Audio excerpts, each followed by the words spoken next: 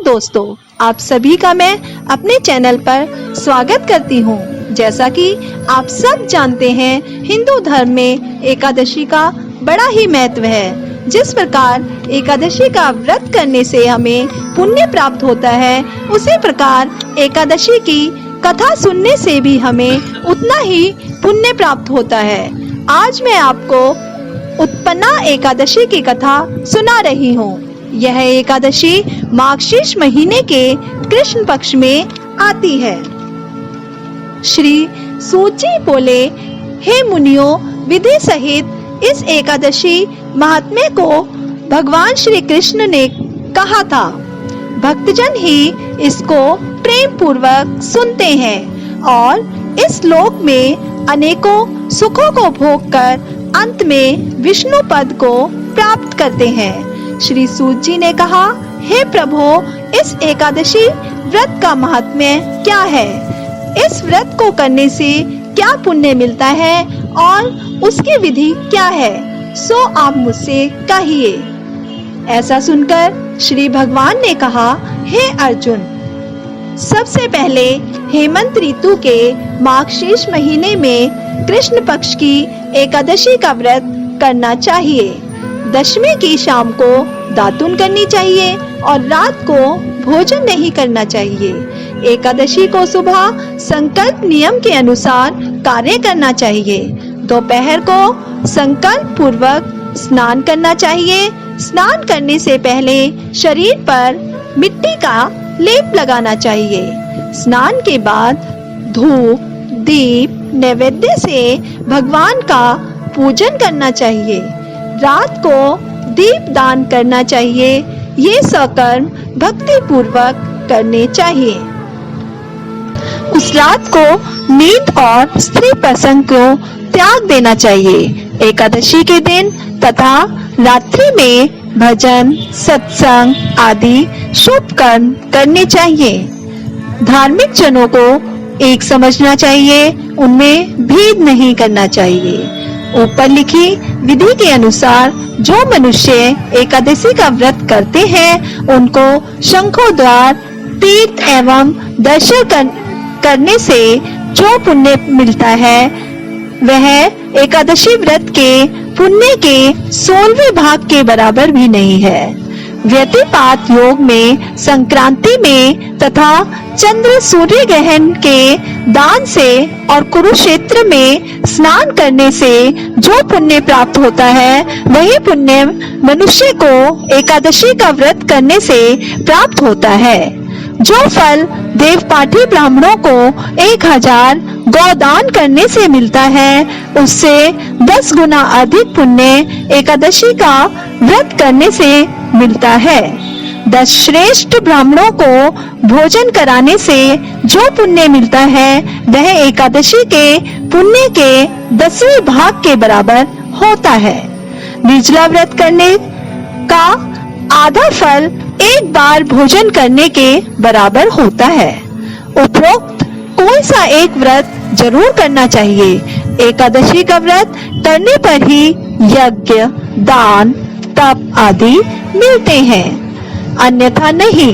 अतः एकादशी को अवश्य ही व्रत करना चाहिए। इस व्रत में शंख से जल नहीं पीना चाहिए। मछली, सूअर तथा अन्न एकादशी के व्रत में वर्जित है। एकादशी व्रत का फल 1000 यज्ञों से अधिक है। ऐसा सुनकर अर्जुन ने कहा, हे भगवान, आपने इस एकादशी के पुण्य को अनेक तीर्थों के पुण्य से श्रेष्ठ और पवित्र क्यों बतलाया है? सब आप विस्तार पूर्वक कहिए। भगवान बोले, हे अर्जुन, सतयुग में एक महाभयंकर दैत्य हुआ था। उसका नाम मूर था। उस दैत्य ने इंद्र आदि देवताओं पर विजय प्राप्त कर उन्हें उनके स्थान से गिरा दिया। तब देवेंद्र ने महादेव जी से प्रार्थना की, हे शिव शंकर, हम सब देवता मूर दैत्य के अत्याचारों से दुखित हो मृत्यु लोक पर अपना जीवन व्यतीत कर रहे हैं। अन्य देवताओं की हालत का तो मैं वर्णन ही नहीं कर सकता।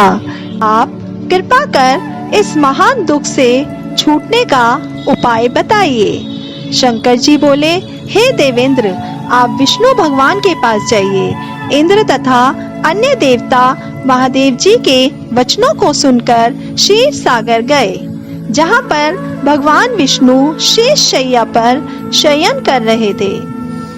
भगवान को शयन करता देखकर देवताओं सहित इंद्र ने स्तुति की, हे देवताओं के देव, आप स्तुति करने योग्य हैं, आपको बारंबार प्रणाम है। हे दैत्यों के संहारक, हे मधुसूदन, आप हमारी रक्षा करें। हे जगन्नाथ, समस्त देव दैत्यों से भयभीत होकर हम आपकी शरण में आए हैं। इस समय दैत्यों ने हमें स्वर्ग से निकाल दिया है और हम सब देवता पृथ्वी पर विचरण कर रहे हैं। अब आप ही हमारी रक्षा कीजिए, रक्षा कीजिए। देवताओं के द्वारा करुणापूर्ण वाणी को सुनकर श्री विष्णु भगवान बोले, हे देवताओं, वह कौन सा दैत्य है जिसने देवताओं को जीत लिया है? भगवान के उन अमृत रूपी वचनों को सुनकर इंद्र बोला, हे भगवान, प्राचीन समय में नाड़ी जंग नाम का दैत्य था। उस दैत्य की ब्रह्म वंश में उत्पत्ति हुई थी। उसी दैत्य के पुत्र का नाम मुर है। उसकी राजधानी का नाम चंद्रावती है। उस चंद्रावती नगरी में वह मुर नामक दैत्य निवास करता है, जिसने अपने बल से समस्त विश्व को जीत लिया है और सब देवताओं को देवलोक से निकालकर इंद्र, अग्नि, यम, वरुण, चंद्रमा, सूर्य आदि को लोकपाल बनाए है और स्वयं सूर्य बनकर पृथ्वी को तपाता है और स्वयं मेघ बनकर जल की वर्षा करता है। अतः आप उस बलशाली भयानक दैत्य को मारकर देवताओं की रक्षा करें। इंद्र के ऐसे वचन सुनकर श्री विष्णु भगवान बोले, हे देवताओं, मैं तुम्हारे शत्रुओं का शीघ्र ही संहार करूंगा। अब आप उस चंद्रवती नगरी को जाइए। इस प्रकार भगवान विष्णु देवताओं के साथ चल दिए। उस समय दैत्यपति मुर अनेकों दैत्यों के साथ युद्ध भूमि में गरज रहा था। युद्ध प्रारंभ होने पर असंख्य दानव अनेकों अस्त्रों शस्त्रों को धारण कर देवताओं से युद्ध करने लगे, परंतु देवता दैत्यों के आगे एक क्षण भी ना ठहर सके। तब भगवान विष्णु भी युद्ध भूमि में आ गए। तब दैत्यों ने भगवान विष्णु को युद्ध भूमि में देखा तो उन पर अस्त्र शस्त्रों का प्रहार करने लगे। भगवान भी चक्र और गदा से उनके अस्त्र शस्त्रों को नष्ट करने लगे। इस युद्ध में अनेकों दानव सदैव के लिए सो गए, परंतु दैत्यों का राजा मुर भगवान के साथ निश्चल भाव से युद्ध करता रहा। भगवान विष्णु मुर को मारने के लिए जिन जिन शस्त्रों का प्रयोग करते, वे सब उनके तेज से नष्ट होकर उन पर पुष्पों के समान गिरने लगे। अस्त्र शस्त्रों का प्रयोग करने पर भी भगवान उनको ना जीत सके। वह आपस में मल्ल युद्ध करने लगे। भगवान विष्णु उस दैत्य से देवताओं के लिए सहस्त्र वर्ष तक युद्ध करते रहे, परंतु उस दैत्य को जीत न सके। अंत में विष्णु शांत होकर विश्राम करने की इच्छा से बद्री का आश्रम चले गए।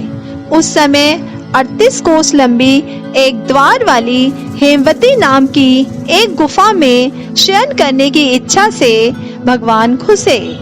हे अर्जुन, अतः मैंने उस गुफा में शयन किया। वह दैत्य भी मेरे पीछे पीछे चला आया। मुझको शयन करता देखकर मारने को तैयार हो गया। वह दैत्य सोचने लगा कि मैं आज अपने चिर शत्रु को मारकर सदैव के लिए निष्कंटक हो जाऊंगा। उसी समय मेरी देह से एक अत्यंत सुंदर कन्या दिव्य वस्त्र धारण करके उत्पन्न हुई और दैत्य के सामने आकर युद्ध करने लगी। तब वह दैत्य आश्चर्य के साथ सोचने लगा कि यह बलवान कन्या कहाँ से उत्पन्न हुई। वह दैत्य उस कन्या से लगातार युद्ध करता रहा। उस दैत्य के अस्त्रों शस्त्रों के टुकड़े टुकड़े कर दिए। उस कन्या ने उसका रथ तोड़ डाला। तब तो वह दैत्य महान क्रोध करके उससे मल्ल युद्ध करने लगा। उस कन्या ने उसको धक्का मारकर मूर्छित कर दिया। उठने पर उसका सिर काट दिया। वह दैत्य सिर काटते ही पृथ्वी पर गिर गया और मृत्यु को प्राप्त हुआ। अन्य समस्त दानव भी ऐसा देखकर पाताल लोक को चले गए। जब भगवान विष्णु की निद्रा टूटी तो उस दैत्य को मरा देखकर अत्यंत आश्चर्य करने लगे और विचारने लगे कि इस दैत्य को किसने मारा है। तब वह कन्या भगवान से हाथ जोड़कर बोली कि हे भगवान, यह दैत्य आपको मारने को तैयार था। तब मैंने आपके शरीर से उत्पन्न होकर इसका वध किया है। इस पर भगवान बोले कि कन्या, तूने इसको मारा है, अतः मैं तेरे ऊपर अत्यंत प्रसन्न हूँ। तूने तीनों लोकों के देवताओं को सुखी किया है, इसलिए तू अपनी इच्छा अनुसार वरदान मांग। कन्या बोली, हे भगवान, मुझे यह वरदान दीजिए कि जो मेरा व्रत करे उसके समस्त पाप नष्ट हो जाएं और अंत में स्वर्ग लोक को जाए और मेरे व्रत का आधा फल रात्रि को मिले और उसका आधा फल एक समय भोजन करने वाले को मिले। जो मनुष्य भक्ति पूर्वक मेरे व्रत को करें वे निश्चय ही विष्णु लोक को प्राप्त करें। कृपा करके ऐसा ही वरदान दीजिए। जो मनुष्य मेरे दिन तथा रात्रि को एक बार भोजन करे वे धन धान्य से भरपूर हो। इस पर भगवान विष्णु उस कन्या से बोले, हे कल्याणी, ऐसा ही होगा। मेरे और तेरे भक्त एक ही होंगे और अंत में प्रसिद्धि को प्राप्त होकर मेरे लोक को प्राप्त करेंगे। हे कन्या, तू एकादशी को पैदा हुई है, इसलिए तेरा नाम एकादशी हुआ। जो मनुष्य तेरे दिन व्रत करेंगे उनके समस्त पाप जड़ से नष्ट हो जाएंगे और अंत में मुक्ति को प्राप्त करेंगे।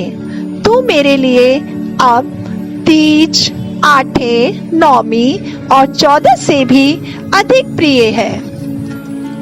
तेरा व्रत का फल सब तीर्थों से महान होगा। यह मेरा कथन सत्य है। ऐसा कहकर भगवान उसी स्थान पर अंतर्ध्यान हो गए। एकादशी भी भगवान के उत्तम वचनों को सुनकर अत्यंत प्रसन्न हुई। भगवान बोले, हे अर्जुन, सब तीर्थों व्रतों के फल से एकादशी व्रत का फल सर्वश्रेष्ठ है।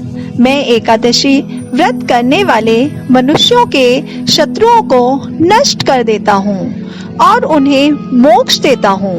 उन मनुष्यों के विघ्नों को मैं स्वयं ही नष्ट कर देता हूँ। हे अर्जुन, यह मैंने तुमसे एकादशी की उत्पत्ति के बारे में बताया है। एकादशी व्रत समस्त पापों को नष्ट करने वाला और सिद्धि को देने वाला है।